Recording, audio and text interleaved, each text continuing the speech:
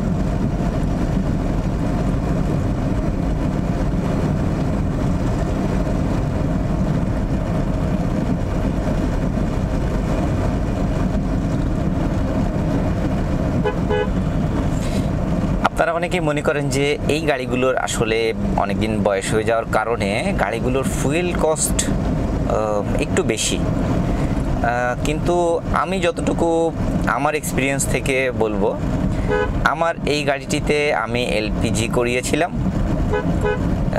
যেহেতু এটি একটু ওল্ড মডেলের ইঞ্জিন হওয়ার কারণে এটি কিন্তু ট্র্যাডিশনাল যে সিএন এলপিজি আছে সেটি করানো, সিকোয়েন্সিয়াল এটিতে হয় না। সো আমি ট্র্যাডিশনাল এলপিজি এতে করিয়েছিলাম। অ্যাভারেজ আমি যদি ট্যাঙ্কি ফুল করি, আমার 60 লিটারের এলপিজি ট্যাঙ্কি, ট্যাঙ্কি ফুল করে আমি 470 কিলো পর্যন্ত আপনার গাড়িটি ড্রাইভ করেছি। আমি এর উপরে যাইনি, কিন্তু হয়তো এর উপরে চালানো পসিবল। আপনারা যারা মনে করেন যে এগুলোর মাইলেজ কম, তাদের বলবো এই গাড়িগুলোর মাইলেজ অতটাও কিন্তু কম নয়, মোটামুটি ভালো পারফরমেন্স কিন্তু এই গাড়িগুলো দেয়। আপনারা যারা এই গাড়িগুলো এলপিজি ইউজ করেন আপনারা ভালো বলতে পারবেন। আমি আমার এক্সপিরিয়েন্স থেকে বললাম, আমি কিন্তু হাইওয়েতে মোটামুটি যদি ড্রাইভ করি এই গাড়িটি নিয়ে, তাহলে কিন্তু 12+ আমি পেয়েছি। আমি ফেক কোনো ইনফরমেশন আপনাদের দিব না। আর যদি লোকালে ড্রাইভ করা হয় তখন কিন্তু আপনার এলপিজির যে পারফরমেন্সটা সেটি 8-9 এরকম 9-এর কাছাকাছি মোটামুটি থাকে, আর হাইওয়েতে গেলে সেটি বেড়ে যায়। আর এটি আবার নির্ভর করছে ড্রাইভের কোয়ালিটির উপরে। আপনি যদি রাফ ড্রাইভিং করেন, খুব জোরে এক্সেলেটার করে গাড়িগুলো ব্যবহার করেন এলপিজিতে, তখন কিন্তু আমি দেখেছি যে এটির মাইলেজ কম হয়ে যায়। সো এটি আপনার ড্রাইভিং কোয়ালিটির উপর, আপনি যেমনভাবে ড্রাইভিং করবেন গাড়ির মাইলেজটিও তেমনভাবে আপনি পাবেন। ওভারঅল আমি এই গাড়ি নিয়ে মোটামুটি সন্তুষ্ট, কারণ বাজেটের দিকেও আপনার খেয়াল যদি করা হয়, এই যে বাজেটের গাড়িগুলো জাপানি কন্ডিশন গাড়ি, এই গাড়িগুলো কিন্তু বাজেট অনুযায়ী ডেফিনেটলি অনেক ভালো গাড়ি। আপনি যত বেশি বাজেটে যাবেন, এখন যদি হাইব্রিডে যান তাহলে অবশ্যই সেই গাড়িগুলোর কোয়ালিটি, মাইলেজ, প্রাইস অনুযায়ী কিন্তু এটি থেকে তেমন বেশি নয়। সব থেকে বেশি মাইলেজের গাড়ি যেগুলোকে ধরা হয়, যেমন টয়োটার প্রিয়াস, এই গাড়িগুলোর কিন্তু আপনার প্রাইস বেশ বেশি এবং মাইলেজ অবশ্যই বেশি, কিন্তু ব্যাটারি যেহেতু আছে, সেখানে একটা মেইনটেন্স আছে হাইব্রিডের, সব কিছু দিয়ে আপনি যদি এই সব গাড়ির সাথে কম্পেয়ার করেন তাহলে কিন্তু আমি বলবো যে এই গাড়িগুলো অ্যাভারেজ মোটামুটি ভালোই।